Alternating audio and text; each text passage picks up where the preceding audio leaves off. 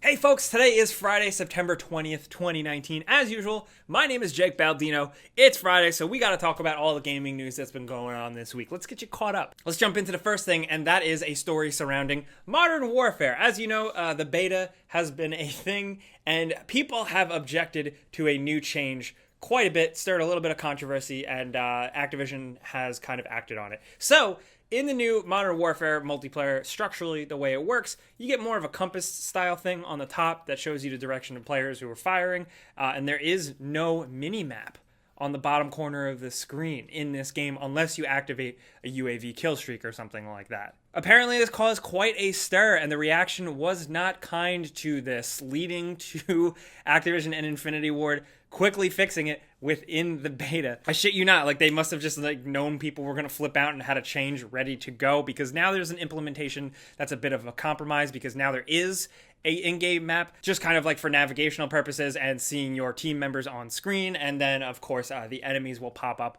when you use a UAV or something like that. Which I find interesting to talk about, just because I'm not a competitive hardcore Call of Duty player, so I didn't mind the change. I thought it was interesting. I like the fear of the unknown in video games, but apparently some players do not. And you know what, dude? That's fine. I get it. I just wonder like how many times with games where like developers are going to try something new, the players freak out, and then the developers quickly buckle on it. It's a case-by-case basis with every feature for every game, but I'm curious to see what you guys think out there. But also, we now kind of know exactly how crossplay is going to go down for Modern Warfare, which is just a nice thing that crossplay is becoming this mainstream, at least with a game like this. We'll probably see it more after this, hopefully. It's kind of adopting the Fortnite approach, where keyboard and mouse or controller is playable anywhere, and you have to essentially choose which designation you want. You can also, if you're feeling badass, opt in and go in playing with a controller against people playing keyboard and mouse, which is insanity.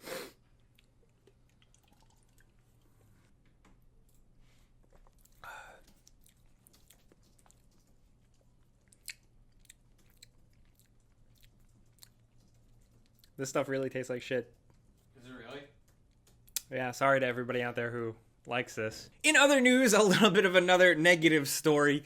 BioWare has come out and really detailed what they're doing with Anthem, specifically with the planned roadmap. Now, this roadmap was structured similarly to many games as a service games for content rollout, and it was structured around acts. Now, apparently they have scrapped the upcoming acts for this roadmap. All they really had was Act 1, which was kind of not really Act 1, but it had the Cataclysm event, which is winding down. Now BioWare has come out and said that they are focusing on really improving the actual game, because the game is still not up to snuff, before they focus on new additional content to kind of bring the game further. Now, they haven't put out any concrete news in terms of like the actual changes, other than them officially announcing their core focus is changing to making fundamental improvements to the game. To start, there's going to be more economy adjustments, more combat balancing, different UX tips. But other than that, they're not really saying much. And you know what? As far as I'm concerned, they should show, not tell. You know what I mean? This puts them in a very interesting state, and EA in an interesting state, first and foremost, because there are some companies and some developers, some publishers, whoever, who have put out games that are not good and have later improved and shaped them up, and now they're incredible games with blossoming communities. Many games have completely turned the ship around, but the real question is, does EA really have the, the backbone, the work ethic to really do that, to really stick with something like BioWare and Anthem, or not? That, I think we're going to have to wait and see about, because who knows? I don't know, man. Generally, and people aren't going to want to hear this, but I just hope for the best. Any game that is bad that then turns out good, I think is a net positive for the universe, but that's just me, dude. Also, in other news, something that could turn out positive is GameStop. GameStop has been working internally to sort of reboot things. We've talked about the news of some issues internally, stock prices, layoffs with Game Informer, the magazine they own. A lot of writing on the wall for things being kind of in the red, but the newest thing seems to be that they are changing up their stores, thanks to a leaked video obtained by IGN, I believe, showing a new redesign that looks pretty interesting. Apparently, this is going to be on a store-by-store basis. They're not all going to be like this. They're all going to be catering to different things. But this looks a little bit more like a mom and pop store. You know, it looks like it's got a setup area for retro gaming, a setup for tabletop gaming, a couch to just try out new games.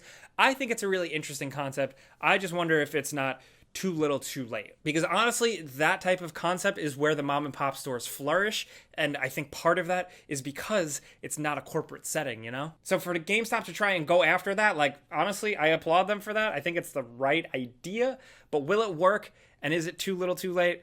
I don't know, man. I'm curious to see what you guys think. Also, I want to hear from some of you guys out there who still work at GameStop. A lot of you guys have reached out to me in the past talking about, you know, some of the inner details, defending them, not defending them. I'm curious to know what you guys are thinking on this. Is this going to happen to your store?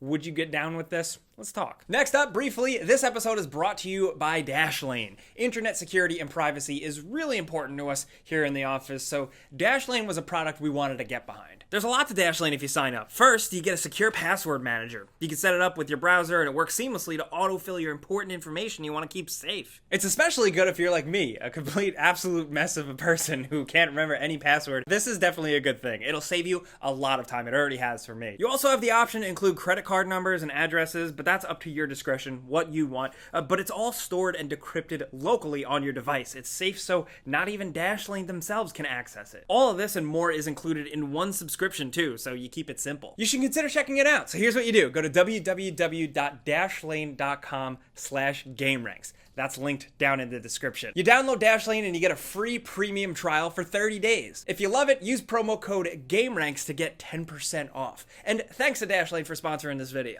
Thanks for that, guys. But the next story involves PlayStation. It looks like we're going to be getting quite a bit of PlayStation news soon, thankfully, thanks to a new State of Play that is coming next Tuesday at 1 p.m. Pacific. That's when it's going to be debuting. What they said in the statement is that Tuesday, September 24th, 1 p.m. Pacific time, 4 p.m. Eastern time, it's going to be a hefty show at about 20 minutes long, and it's going to have a new look. Hopefully the narration's maybe a little less, for lack of a better word, cringy. News, new game reveals, new content from PlayStation's worldwide studios, and some updates. They also said that they're not going to be talking about any next generation stuff, so interesting.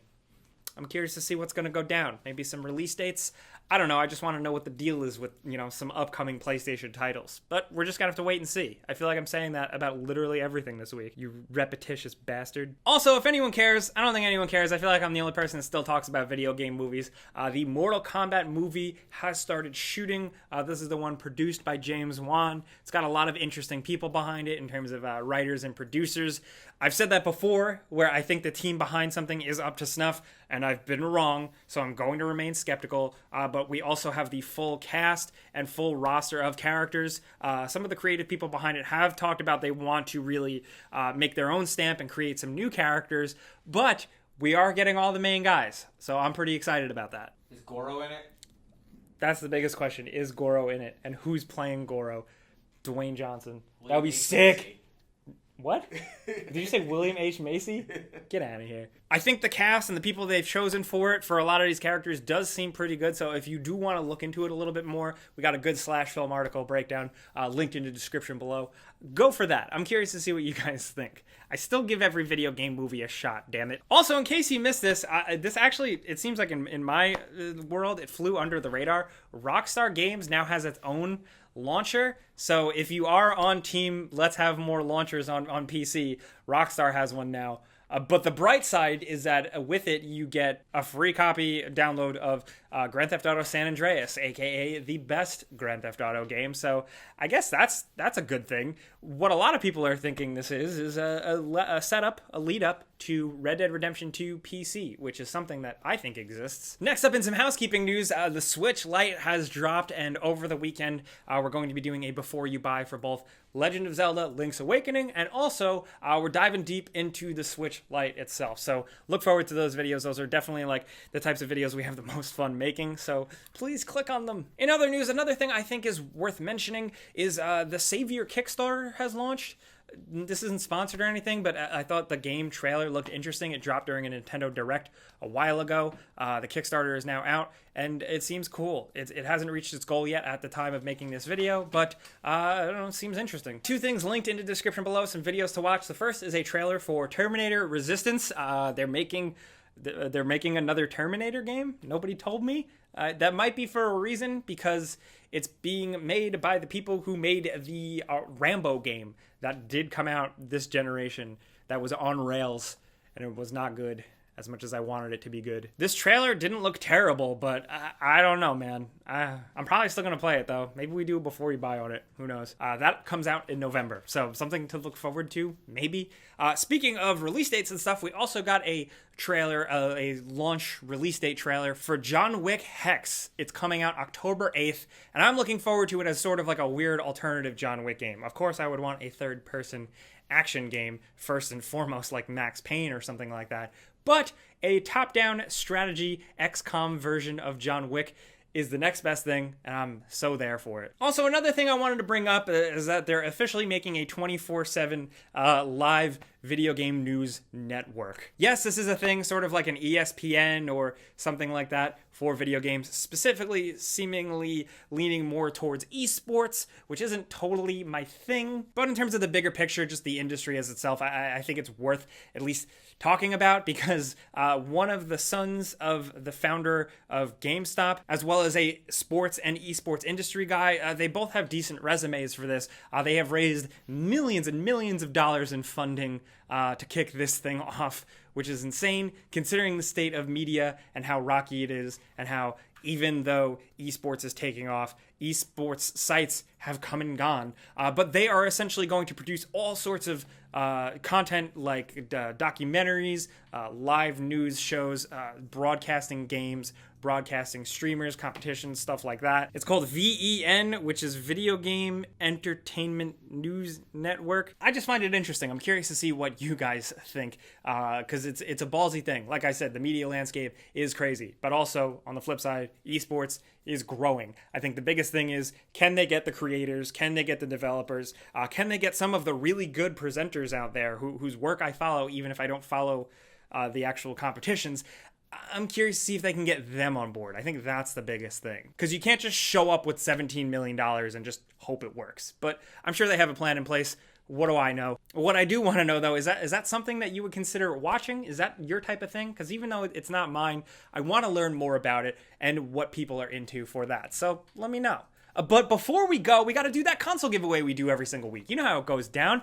There's a link in the description below. You click it to sign up. You enter once, then you're entered for good. Every single week, we go in to randomly choose one person to win a free console of their choice. And this week's winner is going to be this person right here. Congratulations. Be sure to keep an eye on your inbox, your spam box, stuff like that, because we're going to be reaching out to you to send you your free stuff. But now we got to talk about all that is going on this week. I want to know what you guys think about, number one, that Video Game News Network. Also, Call of Duty Modern Warfare, if you've been playing the betas. What do you think about the gameplay? What do you think about the crossplay? And what do you think about that map?